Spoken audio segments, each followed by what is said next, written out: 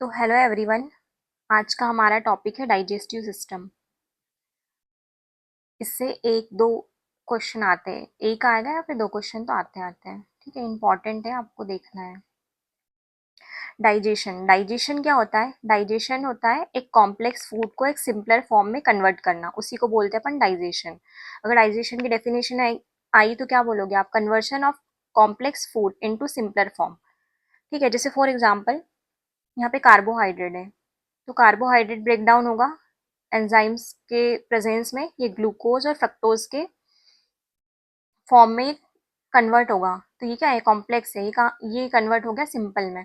ठीक है, तो अपन ये सब देखेंगे कि कौन कौन से एंजाइम होते हैं जो कॉम्प्लेक्स फूड को सिंपलर फॉर्म में कन्वर्ट करते हैं। ठीक है, फैट जो होगा वो फैटी एसिड प्लस ग्लिसरॉल में टूटेगा। प्रोटीन जो होगा वो अमीनो एसिड में टूटेगा।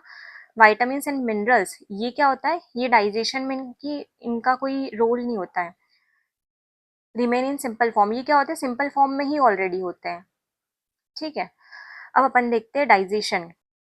अपन देखते हैं ये रफेज और डाइटरी फाइबर, ये दोनों क्या हेल्प करते हैं? ये बाउल मूवमेंट में हेल्प करते हैं। ठीक है, ये बने होते हैं सेल्यूलोज के। ठीक है, तो आप बोलोगे कि सेल्यूलोज तो अपनी बॉडी में डाइजेस्ट नहीं होता, फिर इसका क्या काम है? अपन बोलते हैं ना कि फाइबर खाना चाहिए, अपने डाइजेशन के लिए अच्छा होता है। तो ये क्या करता है? अपना बाउल जो मूवमेंट होता है उसमें हेल्प करता है, इसलिए बोलते हैं कि फाइबर फूड खाना चाहिए। ठीक है, अब इधर देखते हैं कि humans and carnivorous can't digest cellulose. ठीक है, ह्यूमंस मतलब अपन और कार्निवोरस ये क्या करते हैं? कांट डाइजेस्ट, डाइजेस्ट नहीं करते हैं। किसको नहीं करते हैं? सेल्यूलोज को। अब अपन डाइजेस्ट की 5 स्टेप पढ़ते हैं। ठीक है, कि क्या क्या स्टेप होती है और डाइजेशन कैसे होता है। ठीक है, तो पहली स्टेप है अपना इंजेशन। इंजेशन क्या मतलब क्या होता है? Intake of food. ठीक है, इनटेक ऑफ फूड मतलब अपन ने खाने को खाया, इनटेक किया, मतलब अपने अंदर लिया, उस प्रोसेस को बोलते हैं इंजेशन। उसके बाद क्या होता है? अगर अपन ने खा लिया, जैसे अपन ने फॉर एग्जाम्पल रोटी खाई, ठीक है, खाई मतलब अपनी बॉडी में लिया अपन ने, तो उसको क्या बोलेंगे? इंजेशन। अब अपनी बॉडी में वो जो रोटी थी वो अपनी बॉडी में आ गई। ठीक है, अब वो डाइजेस्ट भी होगी क्योंकि वो कॉम्प्लेक्स फूड में है, उसको सिंपल में कन्वर्ट करना पड़ेगा। इसी को बोलते हैं डाइजेशन। मैंने अभी बताया था आपको डाइजेशन। फिर क्या होगा? डाइजेशन होगा। अब डाइजेशन हो गया, ठीक है, अब क्या होगा? Third process absorption. ठीक है, अब क्या होगा? जो सिंपल फूड जो अपन ने कन्वर्ट किया था कॉम्प्लेक्स से सिंपल फूड में, वो क्या होगा? एब्जॉर्ब होके ट्रांसपोर्ट कहाँ पे होगा? ब्लड में, है ना। अब फोर्थ स्टेप है एसिमिलेशन। एसिमिलेशन क्या होता है? Storage of food to various part. अब जो अपन ने अपनी बॉडी में जो फूड एब्जॉर्ब हुआ है वो कहाँ पे स्टोर होगा? स्टोर होगा डिफरेंट डिफरेंट पार्ट में, है ना। अब डिफिकेशन और इजेशन, ये क्या होगा? अब जो वेस्ट मटेरियल होगा अपनी बॉडी से, जो अपनी बॉडी में डाइजेस्ट नहीं हुआ, अनडाइजेस्टेड वेस्ट, वो क्या होगा? रिमूव हो जाएगा। ठीक है, तो सिंपल फॉर्म में अपन समझते हैं। पहला क्या है? इजेशन, इंजेशन मतलब अपन ने खाने को अंदर लिया अपनी बॉडी में। अब अपन ने बॉडी बॉडी के अंदर अपना फूड चले गया, अब क्या होगा? उसका डाइजेशन होगा, क्योंकि अपन ने कॉम्प्लेक्स फूड में लिया था तो वो कन्वर्ट किस में होगा? सिंपल में। ठीक है, उसके बाद क्या होगा? एब्जॉर्प्शन। पहले इंजेशन हुआ, डाइजेशन, अब एब्जॉर्प्शन की बारी है। तो एब्जॉर्प्शन में क्या होगा? ये एब्जॉर्ब होगा, जो अपना सिंपल फूड जो था वो एब्जॉर्ब होकर ट्रांसफर किस में होगा? ब्लड में। ठीक है, अब एसिमिलेशन। एसिमिलेशन का क्या मतलब होता है? स्टोरेज। अब ये एब्जॉर्ब तो अपन ने कर लिया, ब्लड में अपन ने भेज दिया, अब ये क्या होगा? अलग अलग पार्ट, अपने जो बॉडी के अलग अलग पार्ट है उसमें क्या होगा? ये स्टोर हो जाएगा। और जो अनडाइजेस्टेड फूड रहेगा उसको रिमूव भी तो करना है। जो चीज अपने काम की थी, जितनी अपनी बॉडी को रिक्वायरमेंट थी उसने एब्जॉर्ब कर ली, और जो वेस्ट मटेरियल था उसको बाहर कर दिया। तो ये याद रखना, 5 स्टेप, ये इंपॉर्टेंट है कि कौन कौन सी डाइजेशन की स्टेप्स है। तो ये 5 स्टेप्स है। अब अपन बात करते हैं एलिमेंट्री कैनाल। एलिमेंट्री कैनाल क्या होती है? The set of organs in which digestion ओकर। ठीक है, ऐसे ऑर्गन्स जिसमें क्या होगा? डाइजेशन होगा, डाइजेशन की प्रोसेस होगी, उसी को क्या बोलते हैं अपन? Alimentary canal. अब एलिमेंट्री कैनाल कितने की होती है? 30 फीट की होती है और 9.5 मीटर की होती है ना। अब अपन क्या देखते हैं? अपन ने क्या देखा? एलिमेंट्री कैनाल क्या होती है? ऐसे ऑर्गन होते हैं जहाँ पे अपना डाइजेशन होता है ना। अब कहाँ से डाइजेशन होगा, तो डाइजेशन स्टार्ट हो जाता है अपना माउथ से ही स्टार्ट हो जाता है। माउथ और बक्कल कैविटी तो एक ही है ना, तो ये स्टार्टिंग कहाँ से होगा, स्टार्ट होगा ये माउथ और बक्कल कैविटी से, और एंड एंड में ये एनस के थ्रू जो अनडाइजेस्टेड फूड होगा वो क्या होगा, बाहर निकल जाएगा। ठीक है, तो ये माउथ से एनस तक। ठीक है, तो सबसे पहले अपन देखते हैं, ये रहा अपना माउथ। ठीक है, जैसे अपन ने यहाँ से खाना कुछ खाया है ना, खाना खाया, ये है अपना ओरल कैविटी और बक्कल कैविटी। ये ओरल कैविटी और बक्कल कैविटी, इसी को बोलेंगे माउथ। ये सब माउथ में ही आता है। ठीक है, अब माउथ से कहाँ गया, ये फेरिंग्स में गया। ठीक है, फिर फेरिंग्स के बाद खाना कहाँ गया, इसोफेगस। इसको क्या बोलते हैं, फूड पाइप भी बोलते हैं। ठीक है, क्या बोलते हैं, फूड पाइप। अगर इसोफेगस नहीं आएगा तो फूड पाइप लिखा हुआ आएगा। अब यहाँ से खाना जैसे यहाँ गया, ठीक है, अपन कहाँ माउथ में गया, फिर बक्कल कैविटी से होते हुए फेरिंग्स में गया, फिर यहाँ से होते हुए अपना इसोफेगस में गया। अब इसोफेगस से यहाँ स्टमक में गया। ठीक है, स्टमक पहला क्या होगा, माउथ। सेकंड क्या हो गया, फेरिंग्स। थर्ड क्या होगा, इसोफेगस। फोर्थ हो गया अपना स्टमक, और स्टमक से होते हुए ये स्मॉल इंटेस्टाइन में जाएगा। ठीक है, तो ये जो ये है, ये क्या है, ये स्मॉल इंटेस्टाइन है। तो स्टमक से कहाँ गया, ये स्मॉल इंटेस्टाइन में गया। इसका स्मॉल इंटेस्टाइन के तीन पार्ट होते हैं, इसको एक को बोलते हैं डिओडिनम, जेजुनम और इलियम। इसके तीन पार्ट होते हैं। ठीक है, स्मॉल इंटेस्टाइन के। अब ये स्मॉल इंटेस्टाइन से कहाँ जाएगा, ये होते हुए यहाँ से, ये लार्ज इंटेस्टाइन से होते हुए एनस के थ्रू अपना वेस्ट मटेरियल बाहर हो जाएगा। लार्ज इंटेस्टाइन के दो पार्ट होते हैं, एक को बोलते हैं कॉलन और एक को बोलते हैं रेक्टम, और एनस के थ्रू क्या हो गया, ये अनडाइजेस्टेड फूड, अनडाइजेस्टेड फूड, ये क्या होगा, रिमूव हो जाएगा यहाँ से। ठीक है, अब देखना कहाँ से स्टार्ट हुआ था, माउथ से स्टार्ट हुआ था, और कहाँ एंड हुआ, एनस से बाहर हो गया। ठीक है, जैसे माउथ, माउथ से बक्कल कैविटी, बक्कल कैविटी से फेरिंग्स, फेरिंग से oesophagus, stomach, small intestine, large intestine, then anus. ठीक है, ये अपनी ये पूरी, इसको क्या बोलते हैं, एलिमेंट्री कैनाल बोलते हैं। जितनी भी जो दी हुई है ना, ये पूरी क्या है, एलिमेंट्री कैनाल है। ठीक है, तो मैंने यहाँ पे पहले ही बताया था, the set of organs in which digestion ओकर।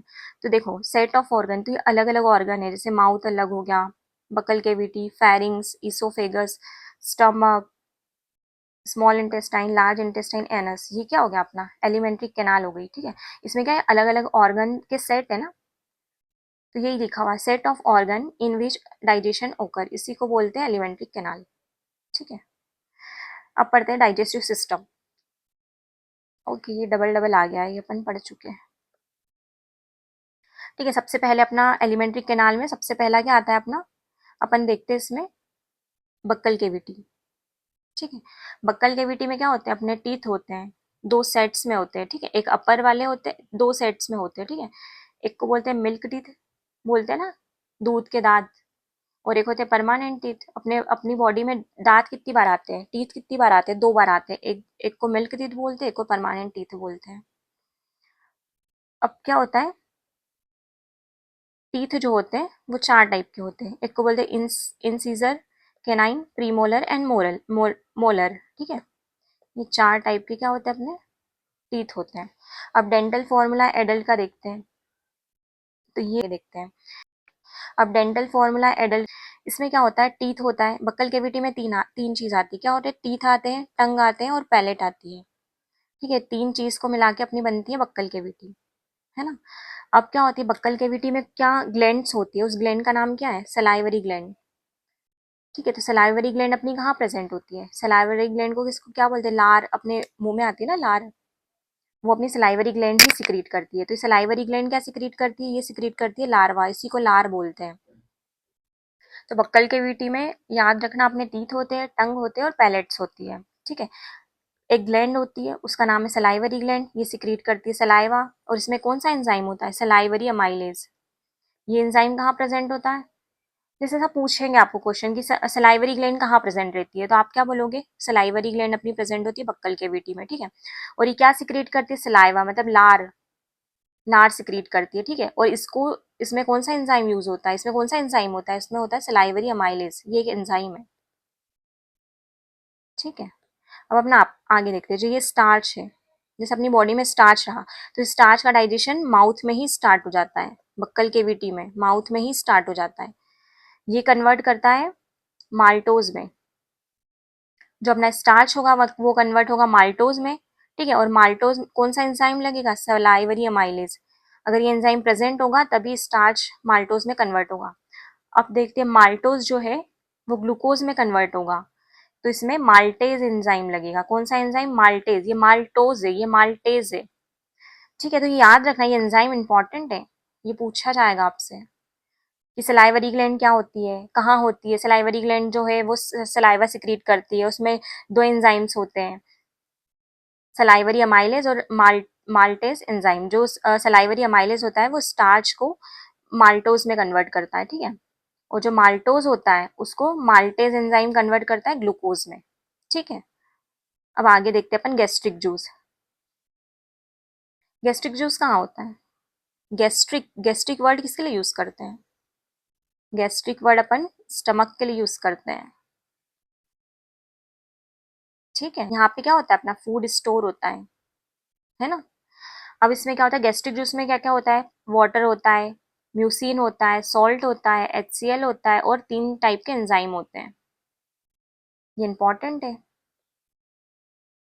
तीनों इंपॉर्टेंट है, इसको याद ही आपको ये सारे जो एंजाइम है याद करने पड़ेंगे, इससे क्वेश्चन आते हैं, ठीक है। तो याद रखना, गैस्ट्रिक जूस में होता है वाटर, म्यूसिन, सॉल्ट, HCl और 3 एंजाइम होते हैं, ठीक है। अब जो अपनी बॉडी में प्रोटीन होता है, जैसे अपन प्रोटीन इंटेक करते हैं ना अपनी, जैसे कोई जिम जाता है तो वो ज़्यादा प्रोटीन लेता है, स्पोर्ट्स पर्सन होता है उसको भी ज़्यादा प्रोटीन की नीड होती है ना। तो वो प्रोटीन किस में कन्वर्ट होता है, तो ये पेप्टोन्स में कन्वर्ट होता है। इसमें ये एंजाइम होता है पेप्सिन एंजाइम यूज होता है। कौन सा एंजाइम यूज होता है, पेप्सिन। तो देखो पी आ रहे हैं 3 पी इधर, तो प्रोटीन जो होगा वो कन्वर्ट होगा पेप्टोन्स में, इसमें पेप्सिन एंजाइम की रिक्वायरमेंट होगी, है ना। अब मिल्क की बात करते हैं, ठीक है। मिल्क प्रोटीन, मिल्क में कौन सा प्रोटीन होता है, तो मिल्क में होता है केसीन प्रोटीन, याद रखना। केसीन प्रोटीन क्या है, ये मिल्क के अंदर जो प्रोटीन होता है उसी को बोलते हैं casein.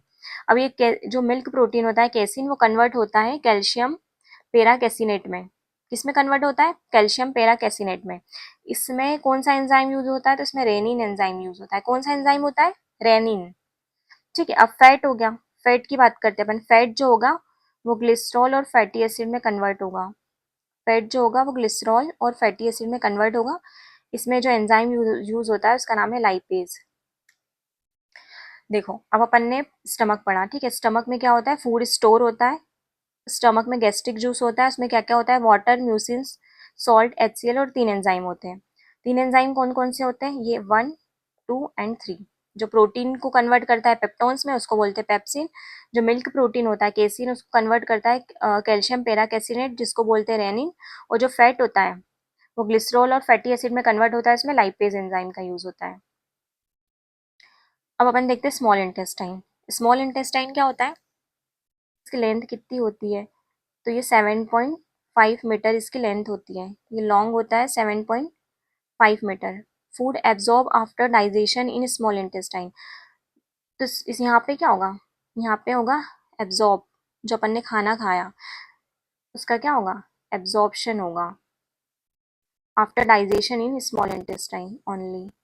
Food absorb after digestion in small intestine only, ठीक है। तो एब्जॉर्प्शन होगा खाने का कहाँ पे, स्मॉल इंटेस्टाइन में। Longer in length to complete digestion of food, ये क्या होता है, सबसे लंबा होता है, लॉन्गर इन लेंथ, ठीक है। ये लार्ज इंटेस्टाइन से भी लंबा होता है, लॉन्गर होता है। क्यों होता है, क्योंकि यहाँ पे इसको डाइजेशन करना होता है यहाँ पे फूड का, है ना। अब अपन देखते हैं जो स्मॉल इंटेस्टाइन है उसमें बाइल जूस होता है, जो कि कौन सिक्रीट करता है, ये लीवर सिक्रीट करता है। और एक ये होता है पेनक्रियाटिक जूस। पेनक्रियाटिक जूस कहाँ प्रेजेंट होता है, ये होता है पेनक्रियाज में।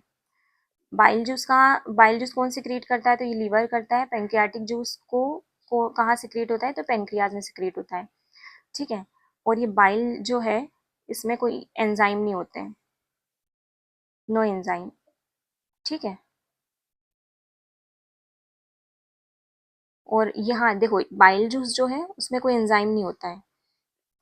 और ये जो होता है पेनक्रियाटिक जूस, ये हेल्प करता है डाइजेशन में, ठीक है। अब अपन पढ़ते हैं लार्ज इंटेस्टाइन ये क्या होता है, इसमें अनडाइजेस्टेड फूड जो मटेरियल होता है, जैसे यहाँ पे स्मॉल इंटेस्टाइन में डाइजेस्ट हो गया, ठीक है, एब्जॉर्ब हो गया। अब अपन लार्ज इंटेस्टाइन में आएंगे तो जो अनडाइजेस्टेड फूड मटेरियल होता है फ्रॉम स्मॉल इंटेस्टाइन, जो स्मॉल इंटेस्टाइन से अनडाइजेस्टेड फूड कहाँ आएगा, लार्ज इंटेस्टाइन में, ठीक है। और ये क्या करता है, यहाँ पे क्या होता है, एब्जॉर्प्शन होता है वाटर का। क्या होता है, जो अनवांट अनडाइजेस्टेड फूड होता है ये क्या होता है, डिस्चार्ज हो जाता है किसके थ्रू, एनएस के थ्रू, ठीक है। और upper part of abdomen in right side, ठीक है। और इसकी लेंथ कितनी है, 1.5 मीटर इसकी लेंथ है।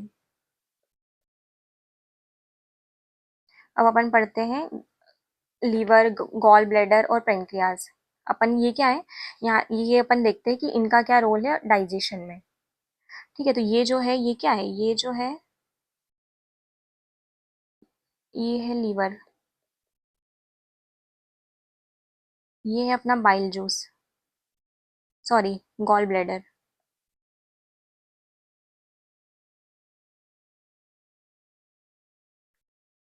है ना। और एक सेकंड में इधर से ही इसको लेमिनेट कर देती हूँ।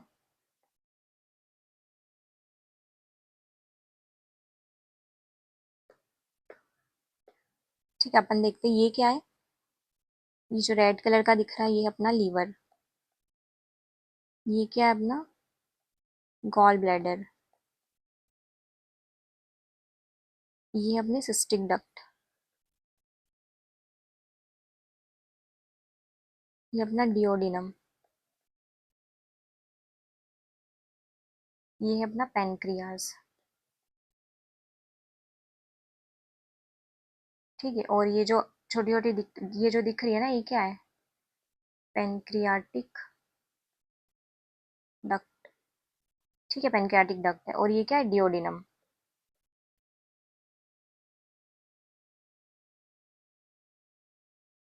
ठीक है। अब अपन इनके बारे में देखते हैं कि ये क्या क्या है। लीवर जो है वो प्रोड्यूस करता है बाइल जूस, मैंने अभी यहाँ बताया था ना। ये जो लीवर ये बाइल कहाँ से सिक्रीट होता है, लीवर से, तो ठीक है। लीवर क्या प्रोड्यूस करेगा, बाइल जूस, ये सब क्या है डाइजेशन में हेल्प करते हैं। गॉल ब्लैडर, अब जो बाइल जूस यहाँ से निकला लीवर से, ठीक है, जैसे यहाँ पे ये, जैसे ये बाइल जूस है, ठीक है, ये बाइल जूस कौन प्रोड्यूस करेगा, ये लीवर प्रोड्यूस करेगा। और ये स्टोर कहाँ पे होगा, ये होगा अपना गॉल ब्लैडर में। तो ये यहाँ से निकल के ये यहाँ पे आके यहाँ पे गॉल ब्लैडर में स्टोर हो गया, ठीक है, यहाँ से प्रोड्यूस हुआ, यहाँ पे जाके स्टोर हो गया, है ना। अब cystic duct carries bile from gall bladder to common bile duct. अब क्या होगा, सिस्टिक डक्ट अपनी ये रही, अपनी सिस्टिक डक्ट कहाँ है, सिस्टिक डक्ट ये रही, ठीक है। ये जो सिस्टिक डक्ट है यहाँ से बाइल जूस जो है उसको लेकर कहाँ आएगी, कॉमन बाइल डक्ट, ठीक है, यहाँ से आई है, ठीक है, यहाँ पे आएगी, है ना। Cystic duct carries bile from gall bladder to common bile duct. अब common bile duct carries bile from liver to small intestine और डिओडिनम, ठीक है। तो स्मॉल इंटेस्टाइन का ही पार्ट है ये डिओडिनम, जो ये है ये क्या है, ये डिओडिनम है। देखो यहाँ से अपना बाइल जो है वो प्रोड्यूस हुआ, यहाँ से प्रोड्यूस हुआ, यहाँ जाके स्टोर हो गया, ठीक है। अब यहाँ से ये सिस्टिक डक्ट से होते हुए ये जाएगा ये अपनी कॉमन बाइल डक्ट में, है ना। और क्या है, common bile duct carries receive liver to small intestine. अब ये इसको क्या यहाँ पे लेकर आएगी, स्मॉल इंटेस्टाइन, डिओडिनम से स्मॉल इंटेस्टाइन में, है ना। अब जो पेनक्रियाज है अपना, इसको क्या बोलते हैं, मिक्स्ड ग्लैंड बोलते हैं, प्रोड्यूस पेनक्रियाटिक जूस, ये क्या प्रोड्यूस करता है, पेनक्रियाटिक जूस, ठीक है। ये पेनक्रियाज क्या प्रोड्यूस करेगा, पेनक्रियाटिक जूस। अब जो अपना पेनक्रियाटिक जूस होता है carries pancreatic juice to duodenum. अब जो पेनक्रियाटिक जूस यहाँ से रिसीव हुआ तो यहाँ से कहाँ जाएगा, ये पेनक्रियाटिक जूस कहाँ जाएगा, ये भी अपना डिओडिनम में जाएगा। अच्छा ये बात याद रखना कि इसको जो ये वाला है ना, ये इसको कॉमन बाइल डक्ट क्यों बोलते हैं, कॉमन बाइल डक्ट, क्योंकि ये गॉल ब्लैडर से भी जो लेकर आ रहा है बाइल जूस और इधर से पेनक्रियाटिक जूस आ रहा है, ये साथ में मिलके या कहाँ जा रहे हैं? एक ही डक्ट है ना, एक कॉमन डक्ट हो गई, और यहाँ से डिओडिनम में जाएंगे और डिओडिनम से होते हुए कहाँ जाएंगे? स्मॉल इंटेस्टाइन में, है ना। डिओडिनम स्मॉल इंटेस्टाइन का ही पार्ट है। Receive bile and pancreatic juice, ये क्या करेगा? यहाँ से बाइल जूस आ रहा है अपना, ठीक है, ये यहाँ से निकल के बाइल जूस आ रहा है, ये अपना पेनक्रियाटिक जूस आ रहा है, यहाँ से ये डिओडिनम से लेके स्मॉल इंटेस्टाइन में जाएगा। तो duodenum receive bile juice and pancreatic juice site of digestion. तो देखो, जो अपना डिओडिनम है उसमें पेनक्रियाटिक जूस भी है और अपना बाइल जूस भी है। तो ठीक है, ये यहाँ से बाइल जूस आया, पेनक्रियाटिक जूस ये लेकर कौन जाएगा? डिओडिनम, ठीक है। अब अपन यहाँ देखते हैं, बाइल से, बाइल जो है प्रोड्यूस अपना लीवर में प्रोड्यूस हुआ। कहाँ प्रोड्यूस हुआ? लीवर में। ये स्टोर कहाँ होगा? ये होगा गॉल ब्लैडर में, ठीक है। अब इसको रिसीव इनटू डिओडिनम, अब कहाँ जाएगा? ये डिओडिनम में जाएगा। तो इसको कौन लेके जाएगा? कॉमन बाइल डक्ट, ये रही कॉमन बाइल डक्ट, ये रही, ठीक है, कॉमन बाइल डक्ट। अब जो पेनक्रियाटिक जूस है, पेनक्रियास से निकला हुआ pancreatic juice receive into duodenum through pancreatic duct, ठीक है। जो ये इसको क्या बोलते हैं? Pancreatic duct. यहाँ से जो पेनक्रियाटिक जूस जो आएगा वो यहाँ से होते हुए, यहाँ पे कॉमन बाइल डक्ट से डिओडिनम से होते हुए स्मॉल इंटेस्टाइन में जाएगा। अब क्या बोलते हैं? डाइफायोडोंट, और क्या होता है? मोनोफायोडोंट। इसमें कितने होते हैं स्टार्टिंग में? ये डाइफायोडोंट जो होता है 20 होते हैं, और ये कितना होता है? 12 होता है। तो जो अपने टेम्पररी टीथ होते हैं, ठीक है, इंसिजर, केनाइन, प्रीमोलर, मोलर, तो ऊपर दो होंगे, ये कितना होगा? ये एक होगा, ये यहाँ जीरो होगा, ये दो होगा, ठीक है। और जब अपन परमानेंट टीथ आते हैं, अपने परमानेंट टीथ, तो इसका क्या होता है? Incisor, canine, premolar and molar, तो कितना होता है? ये दो होगा, ये एक होगा, ये दो होगा, ये तीन होगा, ठीक है। तो ये अपना परमानेंट टीथ है। अब सलाइवरी ग्लैंड, सलाइवरी ग्लैंड क्या होती है? तीन पेयर ऑफ पेरोटिड ग्लैंड, उसी को क्या बोलते हैं? Salivary gland. तो इसकी क्या होती है? तीन पेयर होती है। अब ये जो पेरोटिड ग्लैंड होती है कहाँ प्रेजेंट होती है? ये होती है below ear in cheeks, cheeks के नीचे की साइड होती है ना। सब मैंडिबुलर और सबलिंगुअल, ये कहाँ होती है? बिलो जो, और ये कहाँ होती है? बिलो टंग, ये सबसे स्मॉलेस्ट होती है, ठीक है। ये कहाँ होती है? पेरोटिड कहाँ होती है? Below ear in cheeks. Submandibular कहाँ होती है? जॉ के नीचे होती है। सबलिंगुअल जो होती है वो टंग में होती है। अब ये क्वेश्चन पीवाईक्यूज है अपना, ठीक है। क्या पूछा गया था कि पेरोटिड जो होती है, पेरोटिड ग्लैंड, वो कहाँ कहाँ होती है? तो वो कहाँ होती है? सलाइवरी में प्रेजेंट होती है, ठीक है। पीवाईक्यूज है। मम्स, मम्स क्या? एक डिसीज है, ये वायरल इन्फेक्शन के उससे होती है। कहाँ होती है ये वायरल इन्फेक्शन ऑफ पेरोटिड? ठीक है, जो मम्स होती है वो एक वायरल डिसीज है, ठीक है। और वो कहाँ कहाँ पे होती है? कहाँ पे इन्फेक्शन होता है? तो पेरोटिड में होता है, ये भी इंपॉर्टेंट है ना। अब सलाइवा देखते हैं। सलाइवा में क्या होता है? 92% वाटर होता है, 7% एंजाइम होता है, और 1% क्या होता है? म्यूकस होता है। सलाइवा में 92% वाटर होता है, 7% एंजाइम होते हैं, और 1% म्यूकोसा होता है, ठीक है।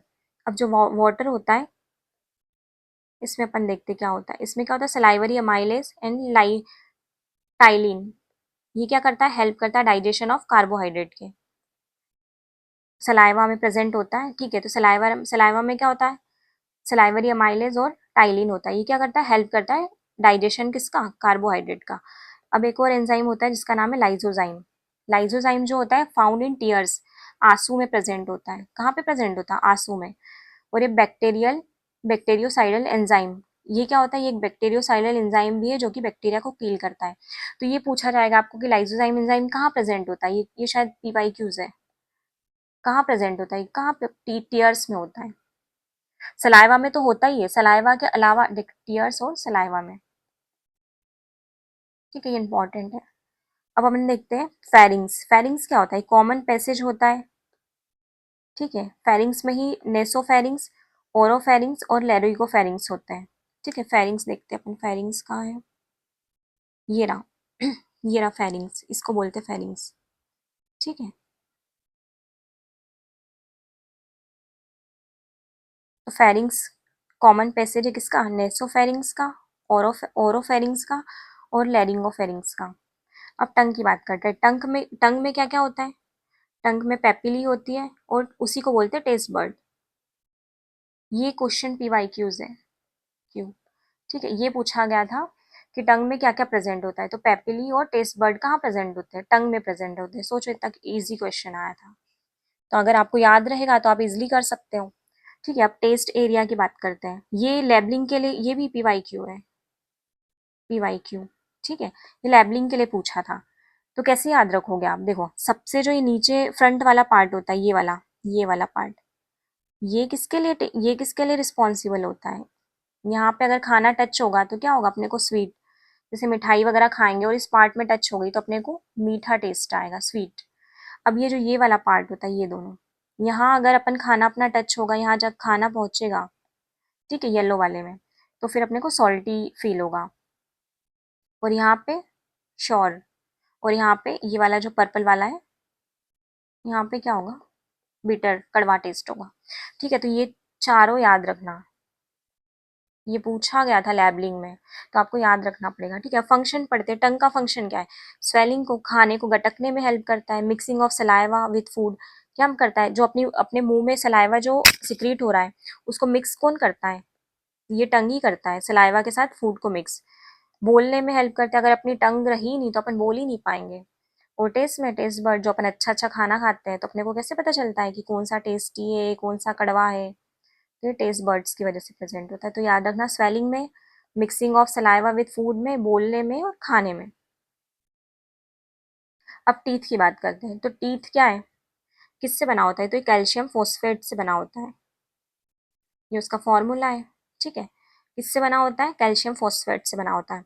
और ये जो अपने दांत का ऊपर वाला पार्ट है, इसको क्या बोलते हैं? इनेमल। और ये जो नीचे का होता है, इसको डेंटाइन बोलते हैं। ठीक है, ये नीचे वाले पार्ट को इसको इनेमल बोलते हैं, इसको डेंटाइन बोलते हैं। जो अपना इनेमल होता है वो सबसे hardest part of the body होता है। सबसे हार्डेस्ट पार्ट कौन सा होता है अपनी बॉडी का? तो वो होता है इनेमल। याद रखना, इनेमल कहाँ प्रेजेंट होता है? अपने टीथ में। अब डेंटाइन की बात करते हैं। ये रहा डेंटाइन। ठीक है, ये इसी को बोलेंगे डेंटाइन। तो डेंटाइन पढ़ते हैं। तो ठीको dentine, diphyodont, heterodont, incisor, canine, canine premolar and molar. अब अपन देखते हैं, थीकोडोंट क्या होता है? ये क्या होता है? फिक्स विद जॉ, जो अपना जबड़ा होता है। ठीक है, यहाँ से जो दांत को फिक्स, जैसे अपना दांत है तो यहाँ पे जो फिक्स का होगा, यहाँ ये वाला पार्ट, ये, ठीक है, ये वाला पार्ट, ये जो मैंने ब्लैक ब्लैक किया है, ये क्या है? यही है ना, यही फिक्स करेगा। अब डाइफायोडोंट की बात करते हैं। तो कम ट्वाइस इन लाइफ, ये क्या लाइफ में 2 बार आते हैं? बोलते हैं ना कि बच्चों के दांत गिर जाते हैं फिर से आते हैं, तो ये क्या होता है? जो डाइफायोडोंट होता है, ये एक बार गिर जाते हैं और फिर सेकेंड टाइम फिर से आते हैं। अब होता है हेट्रोडोन, डिफरेंट टाइप्स ऑफ टीथ। ये 4 टाइप के होते हैं। ठीक है, तो ये 4 टाइप कौन कौन से? इसके 1, 2, 3, 4। ठीक है, डिफरेंट टाइप्स ऑफ टीथ,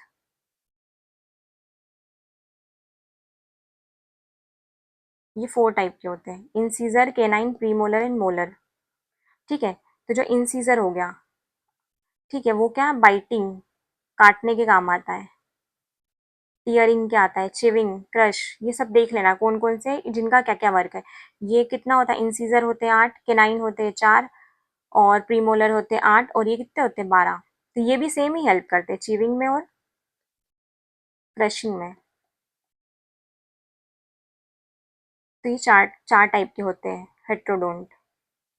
ठीक है, अब अपने दांत कितनी 2 बार आते हैं ना, टेम्पररी होते हैं, उसी को क्या बोलते हैं? Milk teeth. तब जब बच्चों में कितने 20 होते हैं दांत। ये क्या होता है? टेम्पररी होते हैं, परमानेंट होते हैं। बोलते हैं ना, 32 के 32 दांत निकाल के बाहर फेंक दूंगी। ठीक है, तो क्या यही होते हैं ना? जब अपन बड़े होते तभी बोलते हैं, छोटे बच्चे तो बोलते नहीं है ऐसे। तो बड़े बड़े बच्चों को पता रहता है कि हमारे 32 दांत आ गए। अब वही अपन देखते हैं इधर, टेम्पररी और परमानेंट की बात करते हैं। तो इंसीजर कितना होता है? टेम्पररी मिल्क टीथ में 8 होते हैं, इसमें भी 8 होते हैं। केनाइन कितने होते हैं? इसमें 4 होते हैं, इसमें भी 4 होते हैं। प्रीमोलर यहाँ पे 0 होते हैं, यहाँ पे 8 हो जाते हैं। ये मोलर, ये कितना? 8 हो जाते हैं, ये भी 8 होते हैं। ठीक है, तो बच्चों में कितने? 20 होते हैं ना। अपन ने यहाँ पे कितने पढ़े? 32। ये एडल्ट में होंगे, ये परमानेंट टीथ है, तो ये कितने होंगे? चाइल्ड में होंगे, चिल्ड्रन में। ठीक है, यूवुला। यूवुला क्या होता है? Hanging structure in pharynx, pharynx कहाँ होती है अपनी, फेरिंग्स फिर से देखते हैं, फेरिंग्स अभी देखी थी शायद अपन ने फेरिंग्स, ये ना वही वाला अपन ने देखा था ना, यहाँ पे एक ऐसा लटका हुआ कुछ रहता है ऐसा, ठीक है, एक सेकेंड, हैंगिंग लाइक स्ट्रक्चर होता है, ठीक है, उसी को फेरिंग्स में होता है, ठीक है, उसको क्या बोलते हैं, uvula. Prevent entry of food in nasal cavity, तो क्या होता है नेजल कैविटी, जैसे अपने दो कैविटी होती है, एक होती है नेजल जहाँ से अपन सांस लेते हैं, और एक होती है फूड वाली, ठीक है, तो ये क्या होता है ऐसा ऐसा बना रहता है, ठीक है, तो ये क्या करता है नेजल, नेजल जो कैविटी अपनी, ठीक है, नेजल कैविटी में क्या करता है, प्रोटेक्ट करता है ताकि यहाँ नहीं चले जाए खाना, ठीक है, खाना यहाँ जाए, ये फूड पाइप से होते हैं, इसोफेगस से, स्टमक से, फिर स्मॉल इंटेस्टाइन, लार्ज इंटेस्टाइन, फिर एनएस के थ्रू बाहर हो जाता है, अभी अपन ने पढ़ा है, ठीक है। अब इसोफेगस को क्या बोलते हैं, इसोफेगस का एक और नाम है विंड पाइप, जैसे अभी बोला ना मैंने, oesophagus, food pipe, sorry food pipe, wind pipe तो ये वाला हो गया नेजल वाला, क्या होता है फूड पाइप, क्योंकि यहाँ से खाना जाता है, ये कहाँ होता है बिहाइंड विंड पाइप के पास होता है, ठीक है। Food inside oesophagus move due to the rhythmic of muscles and this movement is called peristalsis. अब याद रखना, ये भी इंपॉर्टेंट है, ये सब एनसीईआरटी का कंटेंट है, ठीक है। तो जो अपनी फूड, जैसे यहाँ माउथ हो गया अपना, ठीक है, माउथ से ये जा रहा है oesophagus, small intestine, large intestine, NS, तो यहाँ पे जो मूवमेंट होगा, ठीक है, इस मूवमेंट का नाम क्या है, इस मूवमेंट का नाम ही पेरिस्टालसिस मूवमेंट है। अब खाना, जैसे अपनी बॉडी ऐसी है ना, ऐसी एकदम स्ट्रेट तो नहीं है कि नीचे तुरंत चले जाएगा, ये ऐसे ऐसे करते हुए, पेरिस्टालसिस मूवमेंट से होते हुए ये फूड अपना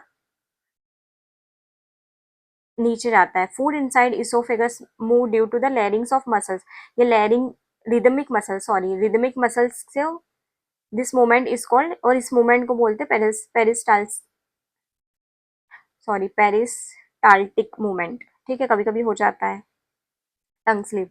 contraction and relaxation of muscles, this movement is called peristalsis movement. अब पेरिस्टाल्सिस मूवमेंट क्या होता है, कॉन्ट्रेक्शन होगा फिर कहीं रिलैक्सेशन होगा, उसको ही क्या बोलते हैं पेरिस्टाल्सिस मूवमेंट। ये क्या करती है, फूड को मूव होने में हेल्प करती है। अब सेल्यूलोस हो गया, सेल्यूलोस, उसको सेल्यूलोस से सेल्यूलोस कन्वर्ट करने में कोई एंजाइम की रिक्वायरमेंट नहीं रहती है, क्योंकि अपनी बॉडी में ये इतना एब्जॉर्ब होता नहीं है। डाइजेशन ऑफ फैट, फैट का डाइजेशन पढ़ते हैं, कहाँ होता है, स्मॉल इंटेस्टाइन में होता है। फैट का डाइजेशन कहाँ होता है, स्मॉल इंटेस्टाइन में। अब इसका वो देखते हैं अपन कितने, ये क्या है, ये पीएच है। फैट के डाइजेशन में बात करते हैं, तो फैट हो गया अपना, ठीक है, ये डाइजेस्ट हो रहा, बाइल जूस रहेगा, तो ये क्या, ये याद, ये बाइल जूस की प्रेजेंस में, एक सेकेंड, ये फैट है, ठीक है, अच्छे से बताती हूँ, समझ नहीं आ रहा होगा, ये फैट है, ठीक है, in the presence of bile juice, और पीएच कितना रहेगा अपना 7.4 टू 7.8, ठीक है।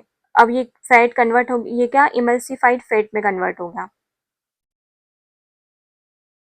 फिर ये पेनक्रियाटिक लाइपेज,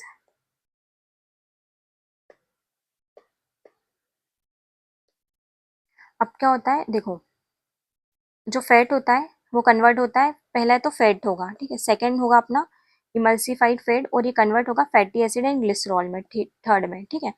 अब ये क्या है, ये जो है पेनक्रियाटिक लाइपेज और इंटेस्टाइनल लाइपेज, ये क्या एंजाइम है, इनकी प्रेजेंस में ये क्या होगा, कन्वर्ट होगा, ये भी एंजाइम है, इनकी प्रेजेंस में ही कन्वर्ट होगा।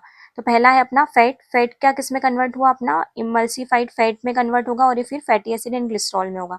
और ये पेनक्रियाटिक लाइपेज और इंटेस्टाइनल लाइपेज जो है वो एंजाइम है, इनकी प्रेजेंस में होगा, ठीक है। प्रोटीन की बात करते हैं, एडल्ट में जो प्रोटीन होता है, पेप्सिन और एचसीएल, पेप्सिन और एचसीएल, इसकी क्या एंजाइम है, ये किस में कन्वर्ट होगा, पेप्टोन से, अपन ने देखा था, ठीक है। अब ये प्रोटीन कहाँ प्रेजेंट होता है, स्टमक में, और इंटेस्टाइन में किसमें सॉरी स्मॉल इंटेस्टाइन में,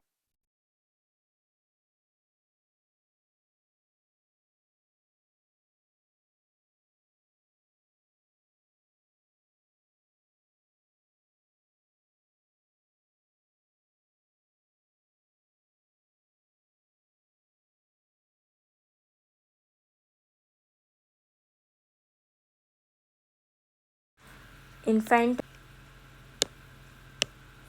ठीक है, अपन इन्फेंट की बात करते हैं। इन्फेंट में क्या होता है, तो इन्फेंट मतलब चिल्ड्रन, चाइल्ड। मिल्क में कौन सा प्रोटीन होता है, केसिन प्रोटीन होता है, मिल्क प्रोटीन होता है। ठीक है, अब ये कन्वर्ट होता है रेनिन, ये एक एंजाइम होता है। ठीक है, रेनिन एंजाइम की प्रेजेंस में ये पेराकेसिनेट में कंप्लीट होगा। फिर कैल्शियम के साथ ब्लाइंड होके ये कैल्शियम पेराकेसिनेट में कन्वर्ट होगा। फिर पेप्सिन एंजाइम के प्रेजेंस में ये पेप्टोन्स में कन्वर्ट होगा। ठीक है, तो अपना ये डाइजेशन कंप्लीट होता है। इसमें अपन ने अच्छे से पढ़ा, ऐसा कोई नहीं था कि अपन ने कुछ पॉइंट इसके छोड़े हैं, अपन ने सारा कवर किया है।